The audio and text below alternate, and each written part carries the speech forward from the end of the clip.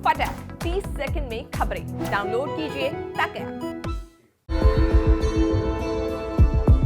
Share बाजार में पिछले 2 दिनों से वोडाफोन आइडिया के शेयर में काफी उथल-पुथल देखी जा रही है। कल वोडाफोन आइडिया के शेयर में 20% का लोअर सर्किट लगा था और आज इस शेयर में 10% का अपर सर्किट लगा है।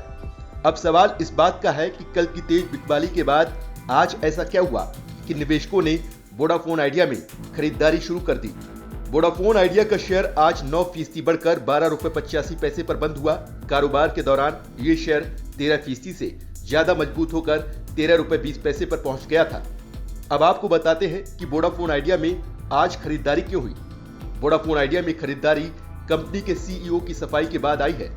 वोडाफोन आइडिया की ओर से जानकारी दी गई है कि कंपनी में सरकार का भले ही सबसे ज्यादा हिस्सा होगा, लेकिन सरकार न तो बोर्ड में शामिल होगी, न ही कंपनी के ऑपरेशंस में सरकार का कोई दखल होगा।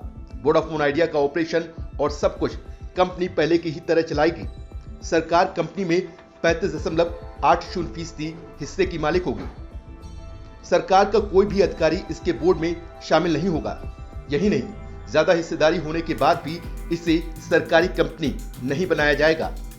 सूत्रों के मुताबिक जब वोडाफोन आइडिया स्थिर हो जाएगी, यानी इसका कर्ज और सब कुछ सही रास्ते पर आ जाएगा, तब सरकार इसमें से निकलने की योजना बना सकती है। सरकारी राहत पैकेज के तहत कंपनी ने सरकार को कर्ज के बजाय इक्विटी देने का फैसला किया है। डिपार्टमेंट ऑफ टेलीकॉम यानी डॉट इस बारे में वित्त मंत्रालय से जल्द ही चर्चा करेगा, ताकि कर्ज को इक्विटी में बदलने की प्रक्रिया पूरी हो सके। इसके पीछे की रणनीति सरकार की यही है कि निवेशकों का विश्वास कंपनी में बना रहे। वोडाफोन आइडिया में सरकार की एंट्री के बाद मौजूदा शेयर होल्डर्स की हिस्सेदारी घट जाएगी।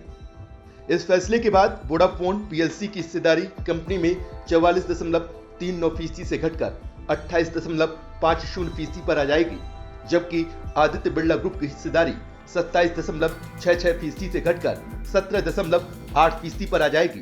तो वहीं सरकार की हिस्सेदारी 35.8% होगी। सरकार ने पिछले साल अक्टूबर में राहत पैकेज के तहत एजीआर बकाये के लिए 4 साल का मोरेटोरियम दिया था। अगर कोई कंपनी 4 साल बाद भी एजीआर बकाये का ब्याज सहित नहीं चुकाना चाहती, तो बकाये को इक्विटी में बदलने का विकल्प दिया गया था।